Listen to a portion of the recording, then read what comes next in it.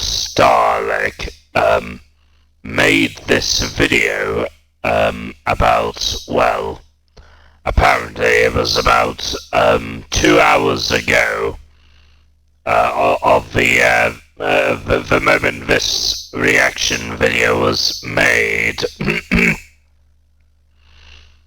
So, this video is called What If the Master Survived? This is basically a what if scenario if the Master survived the events in Lost of the Time Lords. Now, I'm very interested to see what this is all about. All credit will go to FORCE DALEK. Let us observe it now. Okay, viewers, here goes nothing. Let's observe it. You don't need to own the universe, just see it. Have the privilege of seeing the whole of time and space. Ah, so this is after series 3.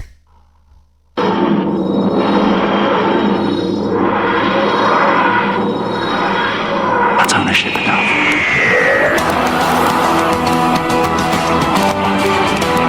Impressive. It seems you have indeed updated your intros. I like it. David Tennant, John Sim.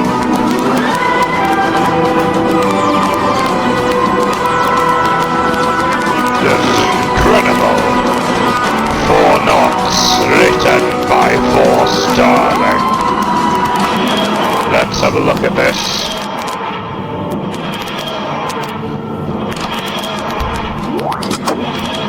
This is a true masterpiece.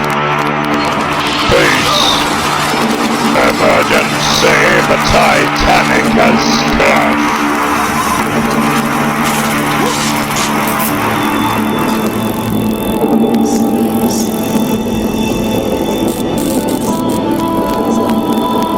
What is the Master doing here?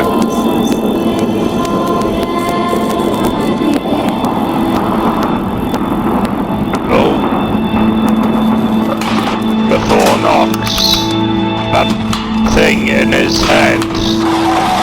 Yes, we know all about the psychic link inside the Master's head. Before knocks. 1, 2, 3, 4. 1, 2, 3, 4. We could have used this psychic link to our advantage. Although it could have brought back Gallifrey, it could also have brought back not just the Daleks, but the Skaro degradations, the hordes of travesties. The war will turn once again into hell, and it will descend. But then again, wait, hold on. Then again, didn't I want to not do that during Christmas Chaos when I was trying to stop Rassilon from doing that? Well, the Sidemen were doing it, but yes. So, possibly not a good idea anyway. And I was currently dealing with the mad version of Rassilon that time, so it wouldn't really work if it was like, you know, like that.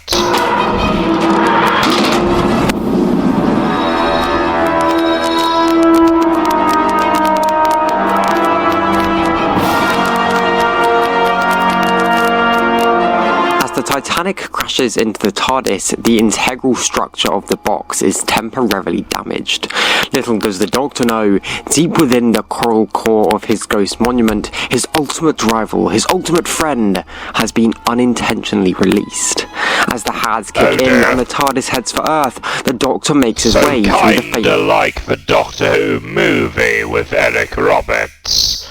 That kind of situation again. The ship. Well, let's say the Doctor doesn't end up getting shot in an alleyway and then experimented on in a hospital again. Let's hope that doesn't happen again, because we don't want those Daleks coming back. You know, the ones that had those weird high-pitchy voices. I hate those. Meanwhile, in the TARDIS, the Master makes his way to the console room, visiting several old console rooms along the way. As the Master enters the TARDIS, he pushes his hands onto the console, feeling the energy of the TARDIS, but knowing it's locked against him. Isomorphic controls, but he can't let this opportunity fail him. Perhaps, through using remnants of the chameleon arc and the Doctor's hand, maybe, just maybe, for a small amount of time, he could trick the TARDIS. As the Doctor faces death after death, the Master finishes his device. Activating it, the TARDIS flutters. Slowly, the Master reaches his hand to the dematerialization lever. He pulls it and waits. No, yes, indeed. Previously, beforehand, we did use to try and capture the TARDIS so we could use it, but I think destroying it is the more likely option now, because it's too dangerous. It didn't work. He screams and throws the device, but when suddenly the time rotor slowly begins to move. The engine roars and the Master claps and jumps in excitement. The TARDIS begins to materialize, running around the console. He dials in the digits and heads for the stars. This version of the Master drove us. Returning to the Earth, the Doctor realizes what's happened after checking for temporal energy. How long we had to deal with that version of the Master during the Time War? Well, apparently he stole a Dalek ship and then entered a TARDIS. And then didn't stay there for very long. Ended up in on a Mondas base while we were trying to chase him. I ordered some scout ships to pursue that TARDIS, but apparently the TARDIS landed on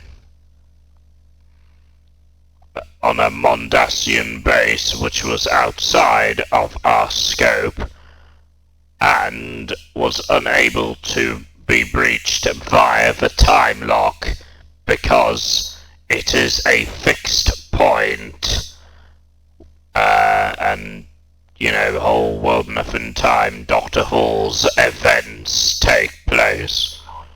TARDIS. Stranded on Earth, the Doctor heads to Cardiff. Arriving at the Torchwood Institute, he reunites with Jack and is introduced to Gwen, Owen and Danto. We also then get a realization moment where the Doctor reunites with Toshiko.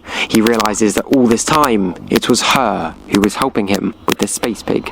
As the months roll by, the Doctor and Jack work tirelessly to try and track the Master and bring the TARDIS back. But as alien incursions get in the way, the gang work together to fight off the dangers brought in from the rift.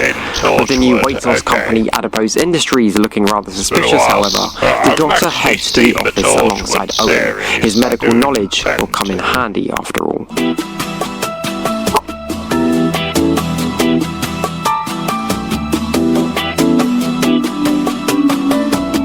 I don't know if it can be anything better than Doctor Who. Torchwood,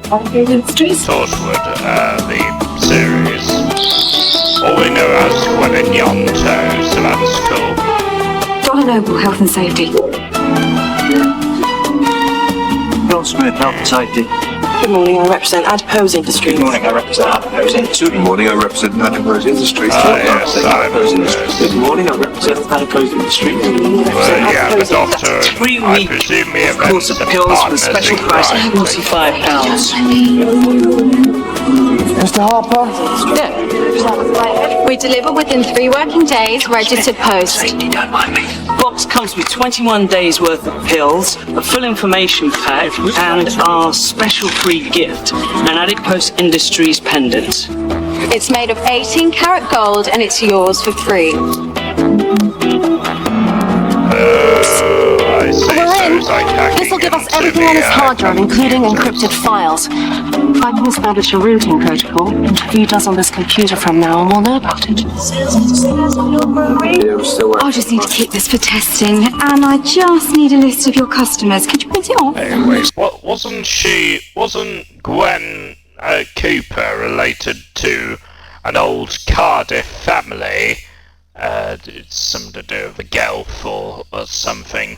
It's been a while since we've seen the Guelph.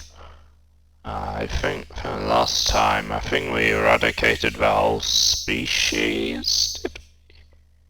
Yeah, I think we did. I think we eradicated all the Guelph species, and then they entered Earth and possessed dead people in Victorian London. Suppose so. Where's the printer? Just over there by the plant. Yeah, we did, didn't we? Which plant? That plant? Yeah, that's the one. Lovely.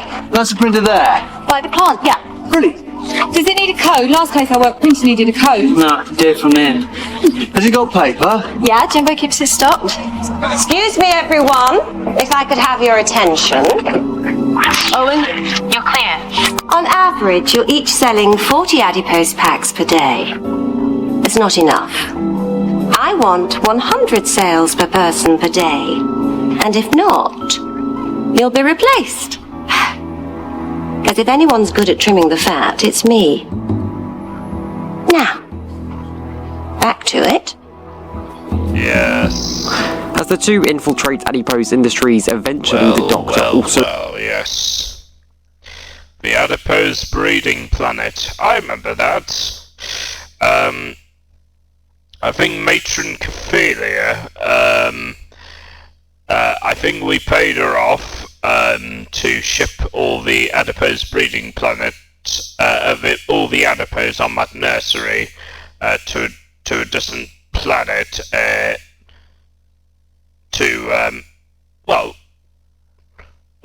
hold on. Yeah, we had to pay her off so that she could ship all the Adipose off that world before we could claim it as our before we could claim it and put it into the Medusa Cascade, of course. But wait, oh yeah, she didn't even know that we existed. We hired a Dalek with a mustache who was totally unrecognizable, and she basically said, sure, I'll send all my babies, all the Adipose children off world for a time while we take the entire planet to the Medusa Cascade for the whole Crucible thing, reality bomb. Reunites with Donna Noble. The trio then escape the building and save the day, with the Doctor catching Donna up, coming back to Cardiff, Hold on, yeah, but I wasn't even existing at that time. I was still being cloned. So, yeah. How would I have known that? Yeah, I know, because apparently one of the drones who was working on the previous Crucible told me about it, and I got caught up to speed about what was going on. So it wasn't actually me who sent them, it was Davros. She can't travel the stars. She is not about to let this man slip her fingers once more. Back at the hub, the rift picks up a spike as time begins to change. Something is wrong with Pompeii. Using the Doctor's Time Lord's foresight, they learn that aliens are invading the Earth from the past, using the rift, which can be used far more accurately now. Davros told me that he was taking planets out of time as well as space. Like the planet Pyrovidia was was a cold case not relevant apparently, but that's what Bajadoon said, but I think the reason why Davros needed it is because, well, basically to add some more neutrino energy to the reality bomb. The Doctor and Donna head off into the past. However, as they attempt to save the day, they find themselves causing the very explosion which killed thousands. Oh, bugger! Fireball made of rock. Maybe they can't be blown up. Soon as it explodes with a plot of 24 nuclear bombs. Nothing can survive there. Certainly not us. Never mind us.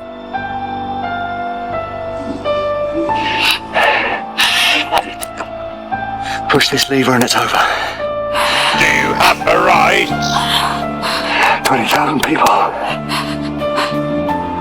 Please don't tell me you're going to do the "do I have the right" to do all that stuff if you created a child who become a ruthless dictator, destroy millions of lives. Would you then kill that child? No, of course not. You let him live. You let him become the supreme power of the universe. Me.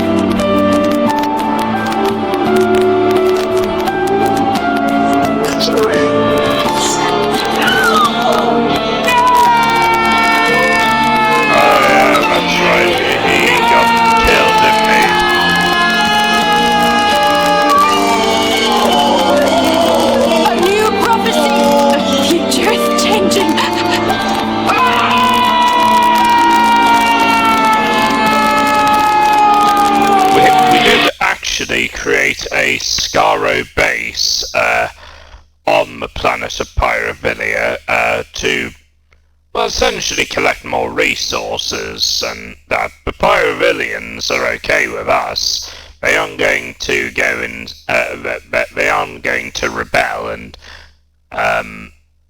essentially try and take our empire down. They support our empire, even though they are currently being enslaved by us.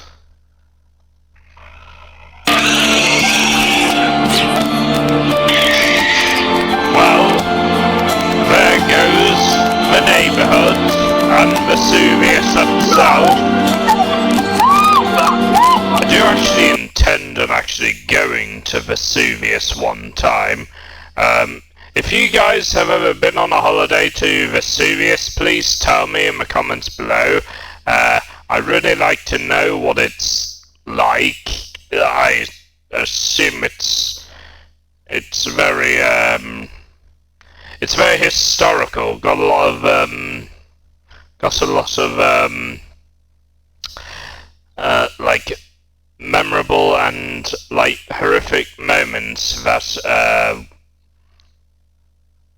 you would probably see in Mount Vesuvius. With the torture technology compromised as the pair crash back down in front of the volcano, find themselves trapped in Pompeii. As ash and flames fill the room, eventually the room begins to shake, but not from the volcano.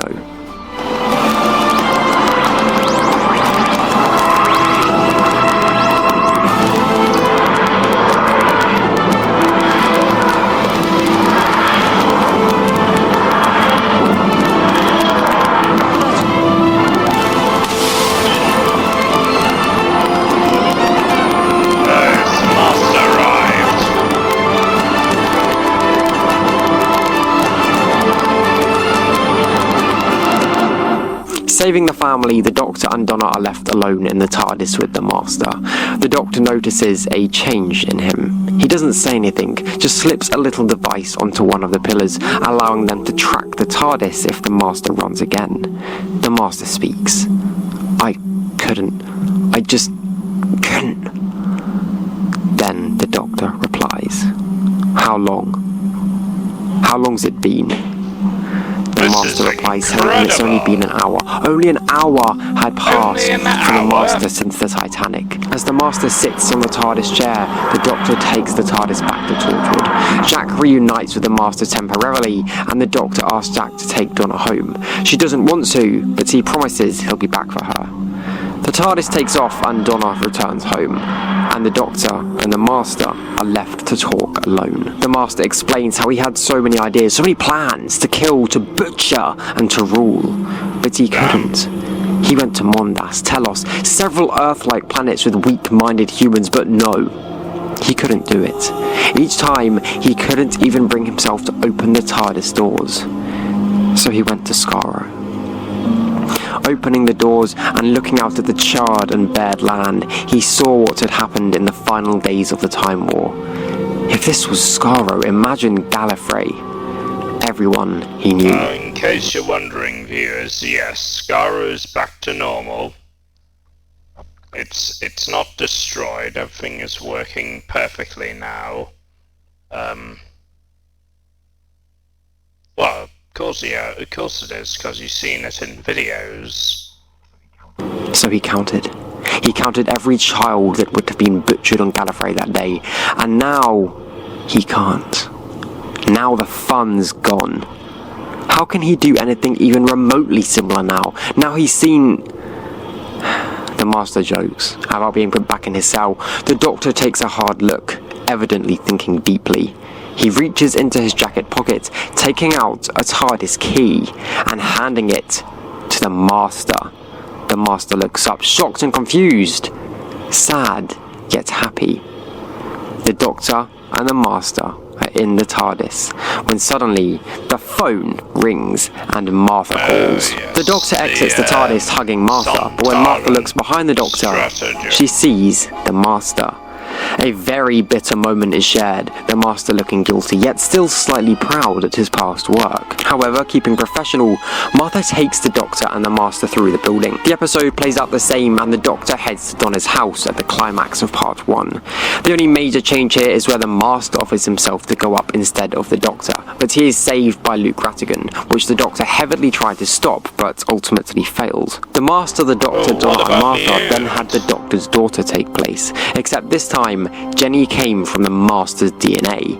He too pulled a gun as the Doctor once would have, but he also didn't pull the trigger, proving himself properly to the Doctor, Donna, and even Martha. Taking Martha home, the two Time Lords and Donna head off into the universe, with each story taking place in the same, just with minor differences. The Master stayed relaxing with Donna in Midnight, and Turn Left obviously happened the same.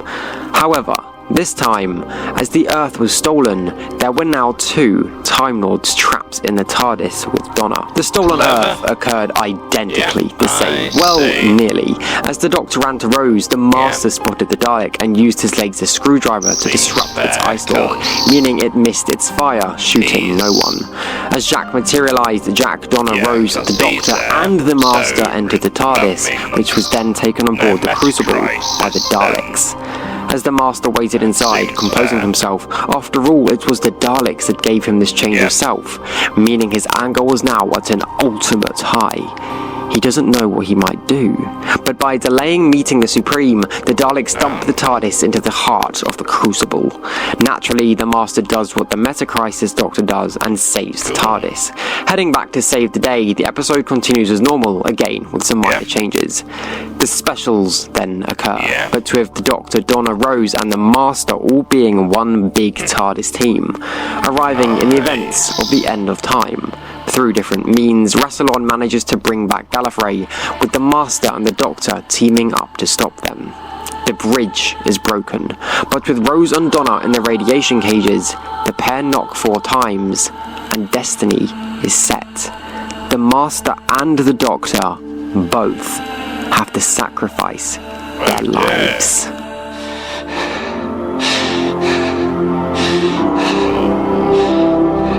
That's an impossible choice.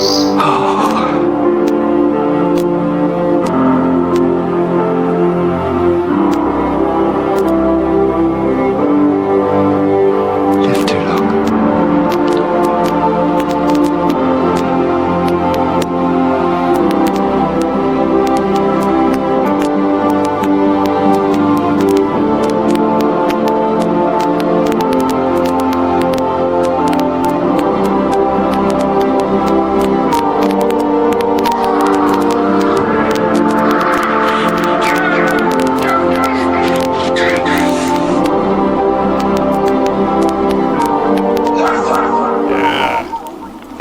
Screaming and shouting in anger, the two Time Lords hug and give each other a nod. Both know they will have to regenerate, both know they will now die, but they will have each other and they will be together. Saving Rose and Donna, the Doctor heads on his farewell tour, dropping off Rose and Donna as units, saying he will be back for them, but he needs to do this alone. Well, with the Master. Respecting their wishes, the group splits and the Doctor and the Master head off into the TARDIS. One final goodbye and good luck. Together, the pair regenerate.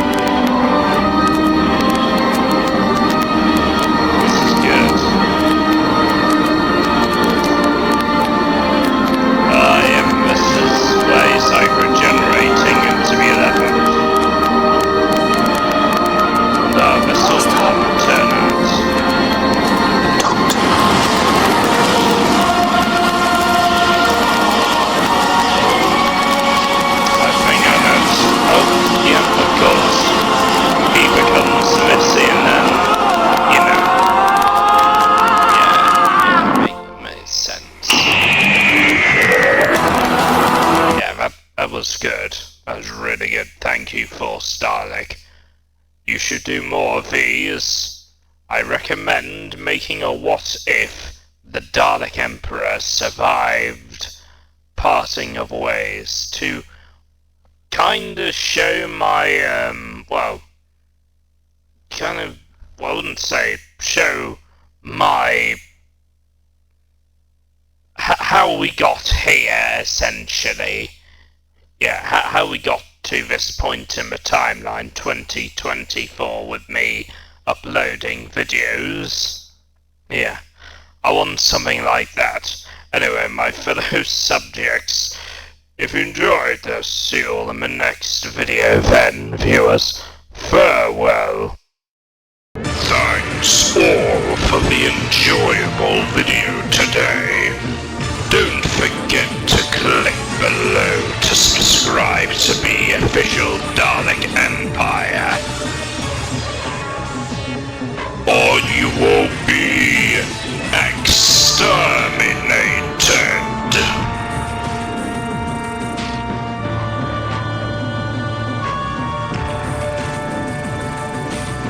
There will be no resistance.